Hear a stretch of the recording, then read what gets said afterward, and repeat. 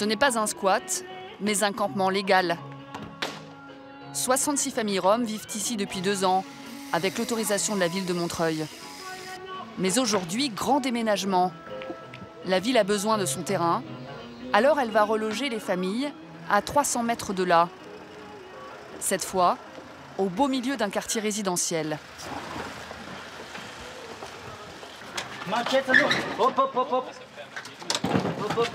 Pour coordonner le déménagement, Amin Saïdi, un travailleur social qui les suit depuis des années. Avec moi. Tu es là pour m'aider ou pour m'agacer? Le sien. Mets la main à la pâte, aide un peu les gens là. Il faut qu'on fasse vite. L'emménagement doit être terminé avant la fin de la semaine. Les riverains doivent se rendre à l'évidence. Il y a 2 mois, on leur avait annoncé l'arrivée de nouveaux voisins. Eh bien, les voilà. Première caravane, premier coup de colère.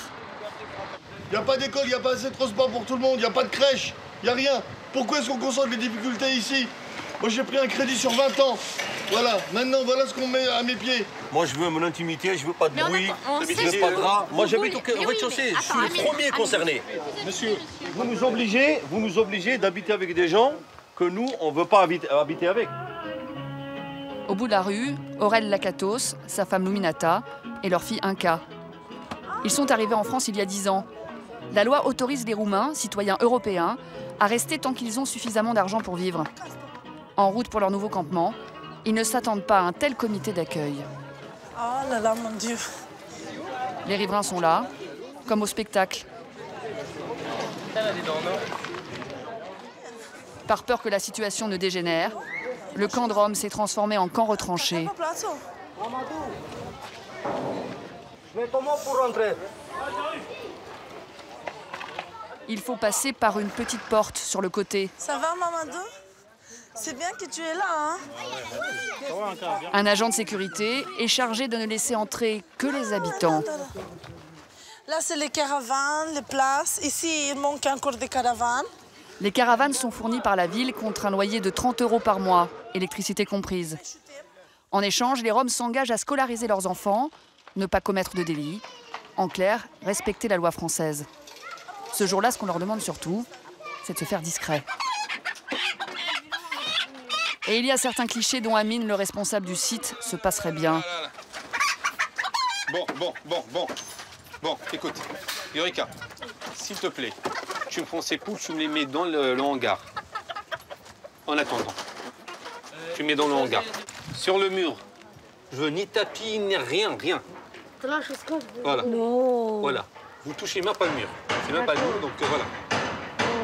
Soyez vigilants. OK? Je sais que ça va se passer très très bien, comme il faut. Ils sont très propres, ils ont la notion de l'hygiène, ils gèrent leurs poubelles. Je suis là derrière eux. Ils ne sont pas livrés à eux-mêmes. De bonnes intentions qui ne suffisent pas à rassurer les riverains. Depuis sa fenêtre, Mohamed Ben Mebarek a une vue imprenable sur le camp de Rome. Voilà. Là, le premier caravane, il est à 10 mètres. La porte sur la gauche, c'est la cuisine. Là, il y aura 150 personnes. Imaginez 150 personnes qui viennent cuisiner chaque matin, chaque soir. Moi, je suis juste là. Quand je rentre chez moi, j'ai envie de me reposer. J'ai pas envie d'entendre du bruit. Désormais, Mohamed ne souhaite qu'une chose, déménager. Mais avec son salaire de bagagiste, il peut mettre maximum 500 € dans son loyer. Alors pour l'instant, il va devoir faire avec ses nouveaux voisins. Cela fait 2 ans que la ville suit ses familles. La majorité n'a pas choisi de vivre en caravane. Mais pour avoir un vrai logement, il faudrait un vrai travail. Pendant 1 an, Aurel a été chauffeur-livreur non déclaré, payé 200 € par mois. Il a finalement obtenu une promesse d'embauche à temps partiel. Mais quand on est roumain, pour travailler, il faut d'abord demander l'autorisation de la préfecture. Bonjour Aurel, ça va? Nathalie est conseillère d'insertion. Elle est un peu la madame emploi du village, ou plutôt la madame chômage. Car ces fameuses autorisations sont quasi impossibles à obtenir. Elle vient de recevoir une réponse pour le dossier d'Aurel. Cela faisait 8 mois qu'elle l'attendait. L'autorisation de travail demandée est refusée. En conséquence, il est interdit à M. Aurel Lakatos d'exercer une activité salariée en France métropolitaine. Donc on doit laisser tomber cette stratégie-là. Oui, carrément. Ok. Et puis on essaye de reprendre courage et de ne pas tout laisser tomber. Aurel est abattu. Au nom de la protection de l'emploi en France, la préfecture ne donne plus aucune autorisation pour les temps partiels ou les CDD. Pour pouvoir travailler, il va devoir décrocher un CDI. Est-ce que vous êtes prêts? Est-ce qu'on prospecte ensemble les entreprises, agents d'entretien éventuellement ou hôtellerie?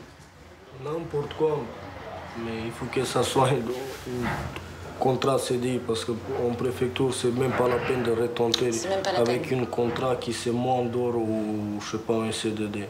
C'est réaliste par rapport au marché du travail? Absolument pas.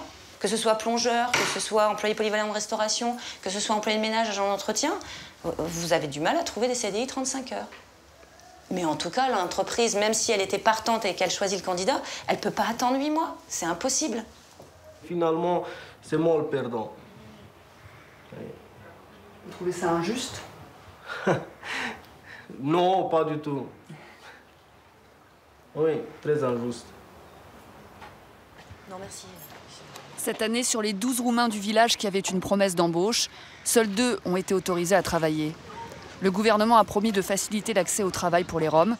En attendant, une seule solution pour survivre, la débrouille. C'est ça la vie, il n'y a pas de travail. Également, je fais la ferraille. Récup, mendicité ou petit boulot au noir rapportent en moyenne à chaque famille 400 € par mois. Andrea est l'une des rares à avoir décroché la précieuse autorisation préfectorale. Elle ne veut pas qu'on la reconnaisse parce qu'elle a peur que son statut de Rome lui nuise dans son nouveau travail. Mais elle exhibe fièrement son CDI de femme de ménage.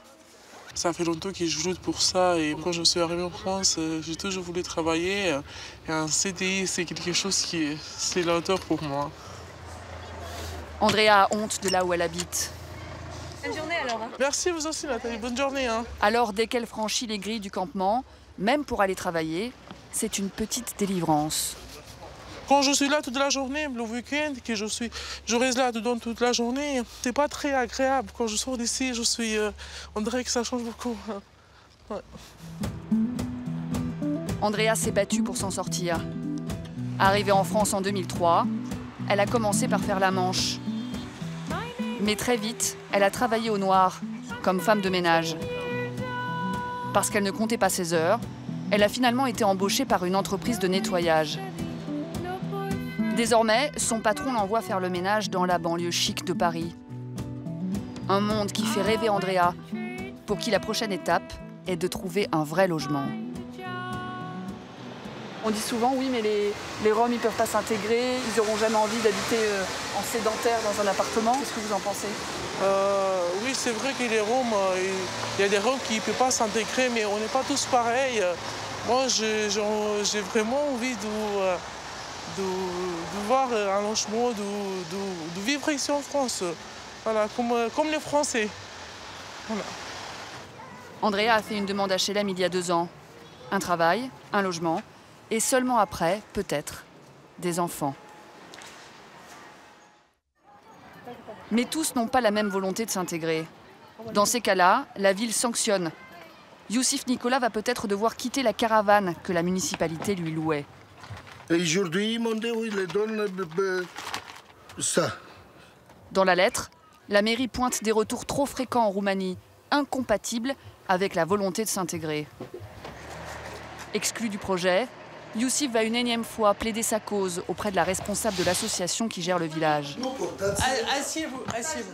Avec sa femme, cela fait 17 ans qu'ils vivent entre la Roumanie et la France. Ils ne parlent quasiment pas notre langue. Monsieur, quand vous êtes rentré, on vous a dit la caravane, c'est 1 € par jour. D'accord. D'accord? Vous avez payé à peu près 13 mois et 17 mois, vous n'avez pas payé. Ça correspond à peu près à votre façon de vivre ici. C'est-à-dire que vous passez la moitié du temps ici et la moitié du temps, vous êtes en Roumanie. C'est vrai. Mais je ne suis pas allé en Roumanie pour faire du tourisme ou pour m'y installer.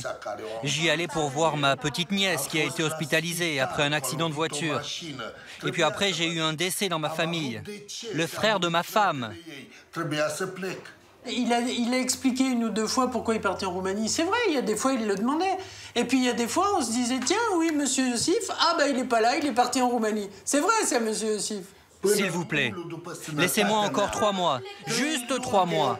Je ne peux pas aujourd'hui prendre des décisions à la place de la mairie. Moi, j'ai un courrier qui me dit que vous sortez du projet.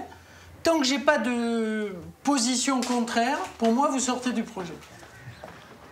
Au total, sur 66 familles, 6 n'ont pas eu l'autorisation de s'installer sur le nouveau site. Merci, Ava. Youssif Nicolas va devoir quitter sa caravane d'ici la fin de la semaine, sans savoir où dormir. L'une des familles exclues est déjà en train de plier bagages. 3 adultes et un enfant qui ont décidé de repartir en Roumanie. Ils laissent des frères, des nièces, des amis. Ils ont de toute façon promis de revenir. Même sans travail, ils sont convaincus que la vie est moins difficile en France qu'en Roumanie. Les familles qui restent dans le projet savent désormais ce qui les attend si elles ne respectent pas les règles. L'une des plus importantes est la scolarisation des enfants. Par tradition, les mamans préfèrent garder leurs filles à la maison. Mais ici, c'est interdit.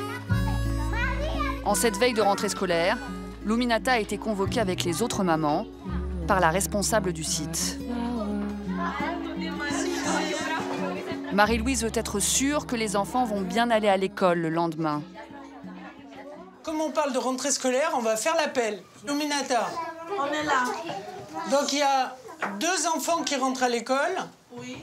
Aurel en CM1 et encore en maternelle. Oui. Ok. Demain matin, à 8h30, il faut que tous les enfants soient prêts ici avec un parent. 8h30, c'est pas 9h non plus. Parce que l'année dernière, il y en a qui étaient en train de s'habiller, d'autres qui partaient déjà à l'école. Ça veut dire que les enfants se couchent plus tôt ce soir. On va essayer. On va essayer. Ça veut dire qu'il n'y a plus de vélo à partir de 9h30, etc., etc.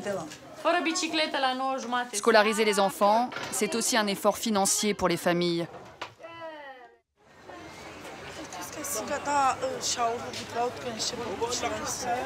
Pour la rentrée, Louminata veut que ses enfants présentent bien. C'est combien? Pour ça, il leur faut une nouvelle tenue. 12 €. Vous avez des pantalons? Les vêtements d'Aurel, par exemple, sont trop petits et abîmés. Il est ici, c'est cassé. Et le polo? Et le polo, c'est un t-shirt. C'est pas assez. C'est pas assez, ouais. Maintenant, il fait un peu froid. S'il n'a pas des nouveaux vêtements, c'est difficile pour lui d'arriver à l'école? Oui, parce qu'il y en a des enfants qui disent, regarde les Roumains, les Gitans, tu vois, c'est... Ils disent quoi? Ils disent, regarde, le petit Roumain, il n'est pas bien habillé, ça se voit qu'il y a un Roumain, un Gitan, je sais pas. On voit qu'il est bien habillé, qu'il va à l'école, voilà. Louminata n'a que 20 € pour habiller ses 2 enfants. Aurel avait envie d'un jean, mais à 15 €, c'est déjà hors budget. T'as pas l'ensemble, quelque chose moins cher? Moins cher. Oui, t'as pas. Survêt si tu veux. Seule tenue à moins de 10 €, ces survêtements bon marché qui lui permettent d'habiller les 2 enfants. C'est bon, je prends ça aussi, oui.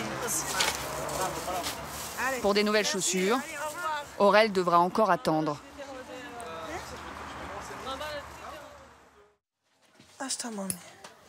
C'est le matin de la rentrée. Soigner l'apparence encore, irréprochable jusqu'au bout des ongles. Louminata aussi s'est mis sur son 31. Bonjour les filles. Ça va? Vous êtes plus belles les filles. Marie-Louise est là pour accompagner parents et enfants. Et tout le monde est à l'heure. Vous avez remarqué que la mode est en rose cette année. Une rentrée scolaire dans un camp de Rome, ça ne passe pas inaperçu. 12 enfants en maternelle, 20 en primaire, 10 au collège. L'école n'est qu'à quelques minutes à pied. Louminata est un peu inquiète. C'est la première rentrée de sa fille. Je ne sais pas encore c'est quelle classe. Quelle classe est? Dans cette école, cela fait plusieurs années que les enfants roms sont scolarisés. Et dans l'ensemble, ils sont plutôt bien accueillis par les parents des autres élèves. Ah, ça sera ta copine? Non, c'est celui-là. Ah, c'est celui-là ta copine? Voilà. Ouais, elle était dans sa classe. Ah, bah voilà, ils se connaissent déjà. Alors dis-lui bonjour, puisque tu viens à l'école avec elle. Ils parlent peut-être pas bien français encore et tout, ils ont du mal, mais ça va venir. La communication est difficile, mais je vois que Raphaël, à l'école, commence à avoir des petits copains, des petites copines roms avec qui il arrive à échanger. Donc, a priori, c'est en bonne voie. Ces familles ont déjà parcouru un bout de chemin vers l'intégration. Mais en France, à peine 10% des enfants roms sont scolarisés.